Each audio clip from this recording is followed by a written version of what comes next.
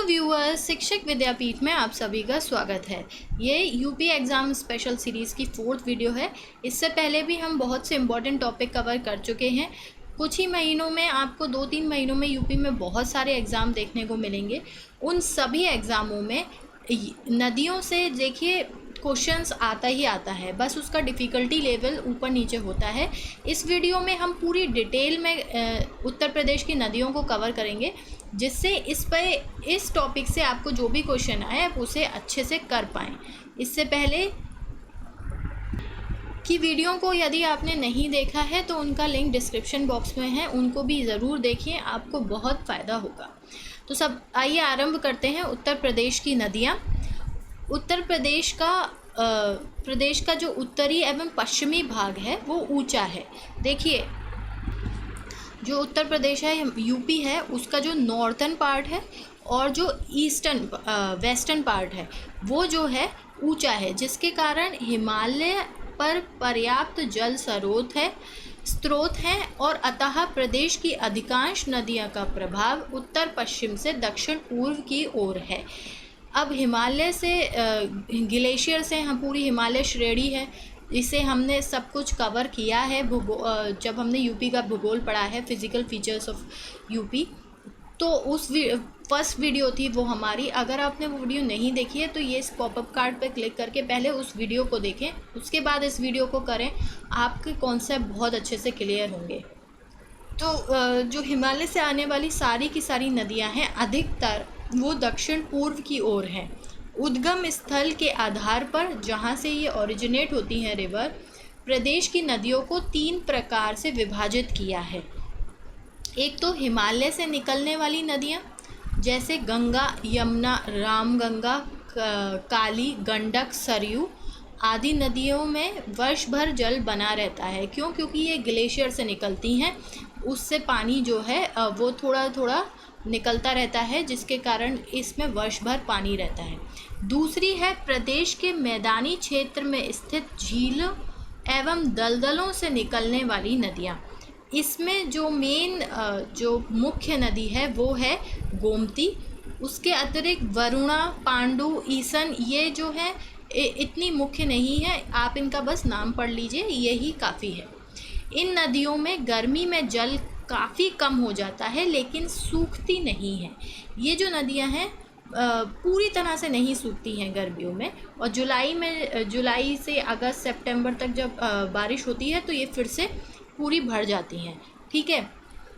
तीसरी जो नदियां हैं, प्रकार हैं उद्गम स्थल के आधार पर, प्रदेश की दक्षिण में स्थित पठारों तथा विंध्य श्रेणियों से निकलने वाली नदियां, जैसे सोन, रिहंद, टोंस, केन, चंबल, बेतवा आदि। इन नदियों में ग्रीष्म ऋतु में प्रायः जल का अभाव होता है और अधिकांशतः सूख भी जाती हैं। तो ये अधिकांश नदियां इनमें से सूख जाती हैं। आप इन नदियों के नाम देख के घबराएं नहीं, हम इन सभी नदियों को ट्रिक से याद करेंगे। आगे हम चलते हैं, एक आइडिया ले लेते हैं, बेसिक आइडिया। ये है यूपी का मैप, और इसमें ये ऊपर से आ रही हैं जो हिमालय की नदियां हैं, और ये नीचे से ये काली, सिंध, बेतवा, केन, सोन, रिहंद, ये सब नीचे से जाने वाली रिवर्स हैं। ठीक है। तो सबसे पहले देखते हैं यूपी की, उत्तर प्रदेश की मुख्य जो नदी है वो है गंगा। भागीरथी का उद्गम उत्तराखंड के केदारनाथ के समीप स्थित गंगोत्री ग्लेशियर के गोमुख नामक स्थान से होता है। तो गोमुख नामक एक स्थान है उत्तराखंड में, वहाँ पर गंगोत्री ग्लेशियर है जिससे गंगा उत्पन्न होती है। उत्तराखंड में बहती हुई गंगा उत्तर प्रदेश में सर्वप्रथम बिजनौर जिले में प्रवेश करती है, और राज्य में बहते हुए इसमें बाईं ओर से, अब देखिए ये अच्छे से आप जो है जब नोट्स बना रहे हैं तो इसे हाईलाइट करके रखिएगा कि इसमें बाईं ओर से रामगंगा, गोमती, घाघरा आदि तथा दाईं ओर से यमुना, टोंस, चंद्रप्रभा, कम्र, नाशा आदि नदियाँ मिलती हैं। ये कौन सी नदी हुई? ये हुई सहायक नदियाँ। ये बाईं ओर से आने वाली यानी कि हिमालय से ऊपर से आने वाली और ये दक्षिण से आने वाली दाईं ओर से आने वाली नदियां हैं।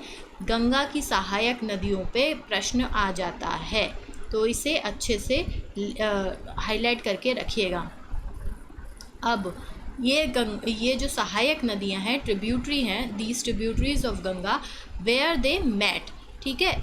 तो इनका रामगंगा जो है कन्नौज के निकट, गोमती गाजीपुर के निकट, यमुना इलाहाबाद में, टॉन्स सिरसा के निकट और गंगा में मिलती हैं। तो इनका संगम कहाँ कहाँ पर होता है ये भी ध्यान रखिएगा। ये है हमारी गंगा, ये उत्तराखंड से आ रही है, यूपी में एंटर करती है।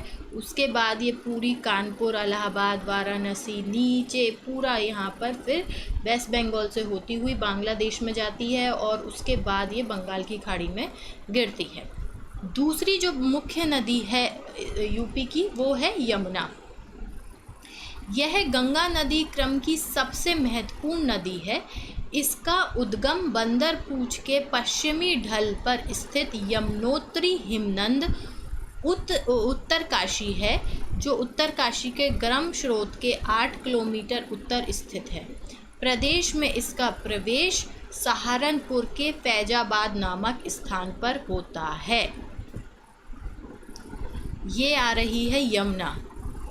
देखिए, हमने इन सभी डिस्ट्रिक्ट को, पूरे मैप को, फिज़िकल प्रॉपर्टीज़ को, सबको बहुत अच्छे से पढ़ा है।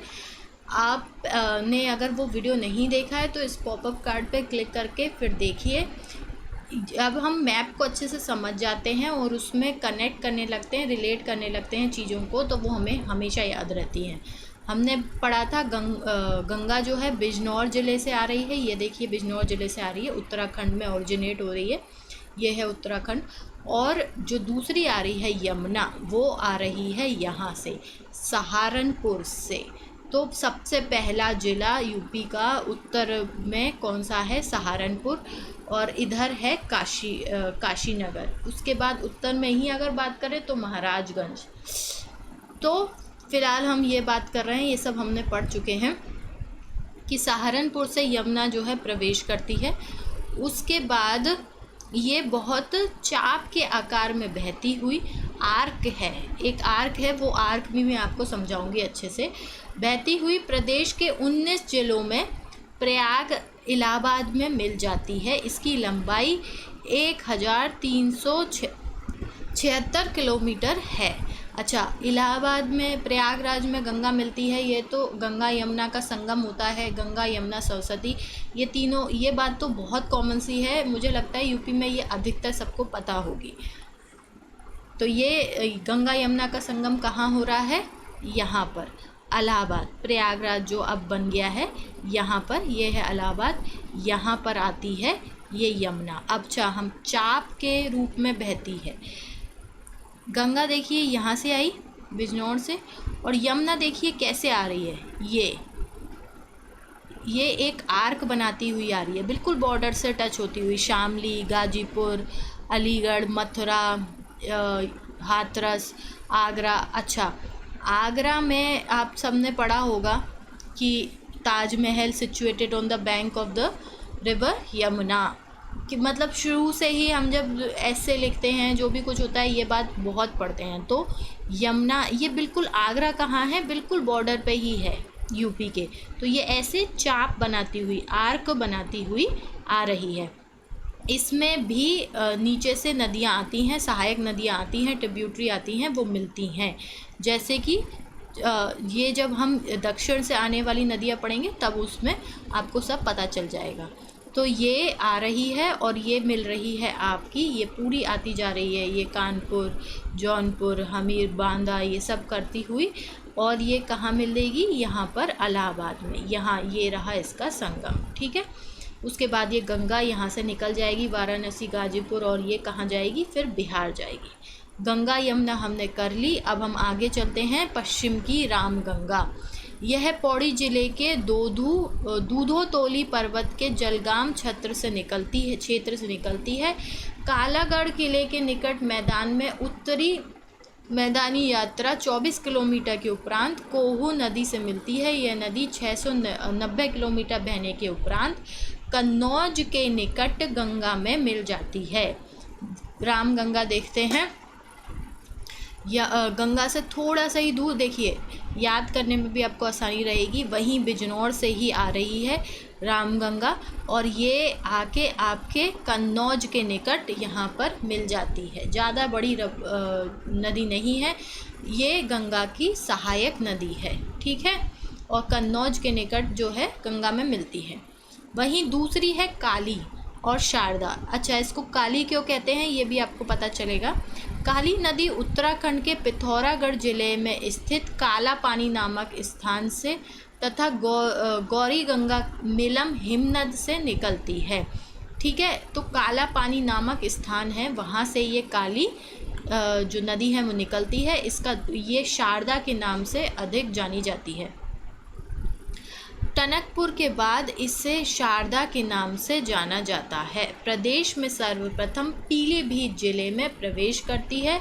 सीतापुर के बसरा या बहरम घाट के निकट पहुंचकर यह करनाली घाघरा नदी में मिल जाती है। तो ये जो है वो गंगा में नहीं मिल रही है, डायरेक्ट नहीं मिल रही है, ये सीधे के घाघरा नदी में मिलती है पहले शारदा। तो ये घाघरा नदी की सहायक नदी है। इस बात को भी याद रखिएगा कि कौन सी नदी किसकी सहायक है और कौन सी मुख्य नदी है। अब हम देखते हैं यहाँ पर शारदा, ये आ रही है आपकी उत्तराखंड से और फिर नेपाल में जा रही है, नेपाल से होती हुई फिर ये शारदा आ रही है। यहाँ पर काली कहते हैं इसको, और जब ये यहाँ पर आती है तो यहाँ पर इसको शारदा कहते हैं, और ये घाघरा नदी में मिल जाती है। इससे क्या होता है, घाघरा नदी की वॉल्यूम यानी कि जो उसका पानी है वो और बढ़ जाता है। इसके ऊपर भी मैं ये क्यों हाईलाइट कर रही हूँ आपको आगे जाके पता चलेगा, क्योंकि इस पे से क्वेश्चन आता है, वो क्वेश्चन मैं आपको बताऊंगी। उसके बाद आई घाघरा और करनाली। इस नदी का उद्गम तिब्बत के पठार पर स्थित मापचा चुंगो हिमनद से होता है। यह नदी पर्वतीय प्रदेश से करनाली और मैदानी प्रदेश में घाघरा कहलाती है। इसकी कुल लंबाई 1080 किलोमीटर है। अब हम घाघरा देखते हैं, तो ये आ रही है घाघरा, ये नेपाल से ऊपर तिब्बत से निकल कर आती है और तब इसे करनाली कहते हैं। यहाँ पर जो मैदानी भाग में आती है तो इसे घाघरा कहते हैं, और ये बहराइच से जो है प्रवेश कर रही है और ये गंगा में मिलती है, परंतु यूपी में, उत्तर प्रदेश में गंगा में नहीं मिलती है, ये बिहार में जाती है। ये देखिए बिहार में जा रही है, ये बिहार है, उसके बाद बिहार में जाके ये गंगा से मिलती है। इसके ऊपर एक बहुत ही इम्पोर्टेंट बात है, उसे आप हाईलाइट करके लिख लीजिए, और वो इम्पोर्टेंट बात ये है कि घाघरा जो है वो is the largest tributary of Ganga by volume.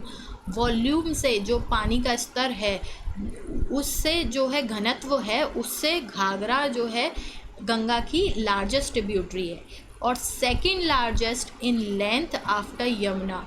तो इससे हमें 2-3 क्वेश्चन क्लियर हुए। पहला क्वेश्चन कि यमुना जो है वो लार्जेस्ट लेंथ में सबसे बड़ी ट्रिब्यूटरी है गंगा की।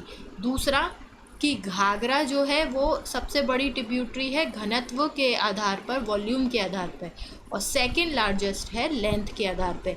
अब ये वॉल्यूम के आधार पर लार्जेस्ट क्यों है, क्योंकि अभी हमने देखा कि इसमें शारदा आके मिलती है, तो ये अपनी तो इसका अपना पानी तो है ही, उसमें शारदा का पानी और आके मिल गया। और अभी हमें पता चलेगा कि ये जो नदी है राप्ती, जिसे नेपाल के रुकुमकोट के समीप से निकलती है, उत्तरी वहज में इसका मुख्य शाखा बूढ़ी राप्ती के नाम से जानी जाती है। इसकी मुख्य सहायक नदी रोहिणी है। इसकी कुल लंबाई 640 किलोमीटर है। ये राप्ती भी घाघरा में जाकर मिलती है।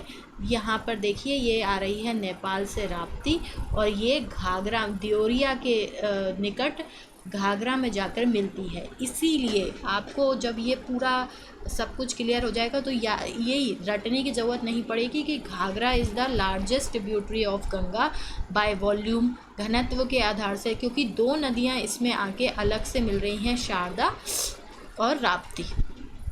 और फिर ये घाघरा जाती है गंगा में मिलती है कहाँ पर, बिहार में। तो हमने जो है ऊपर से यानी कि बाईं ओर से आने वाली सारी की सारी नदियाँ हमने पढ़ ली। वो कौन कौन सी थी? गंगा, यमुना, रामगंगा, सरयू आदि, इन सभी नदियों को हमने पढ़ लिया। अब हम इनको याद करने की ट्रिक देखते हैं। सबके हमने उद्गम स्थल और ये कहाँ से प्रवेश हो रही हैं, कहाँ पे मिल रही हैं, कितनी इनकी लेंथ है, सब कुछ हमने पढ़ा है और इनके बारे में जो मुख्य मुख्य बातें हैं वो भी पढ़ी हैं। अब जो बात ये रह जाती है कि चलो पढ़ तो अभी तो हमने पढ़ लिया पर हमें याद नहीं रहती है, हम भूल जाते हैं। तो उसके लिए मैं आपको 7 सहेलियों की कहानी बताती हूँ। 7 सहेलियाँ यानी कि 7 से सहेलियों से 7 नदियों की कहानी है। ये क्या कहानी है? यमुना तो यमुना रह गई, गंगा घाघरा पहनकर गोमती के साथ शारदा की राह पर निकल गई। ये लाइन आपको याद रखनी है कि यमुना रह गई। अब ये मैं यमुना रह गई क्यों बोला है? क्योंकि गंगा जो है वो बड़ी नदी है, यमुना जो है वो छोटी नदी है, तो इसीलिए यमुना रह गई, गंगा घाघरा पहनकर गोमती के साथ शारदा की राह पर निकल गई। इसमें भी आपका एक कॉन्सेप्ट छुपा है कि गंगा घाघरा पहनकर, क्यों? क्योंकि घाघरा जो है वो गंगा में जाके मिलती है। गोमती के साथ शारदा की राह पर निकल गई।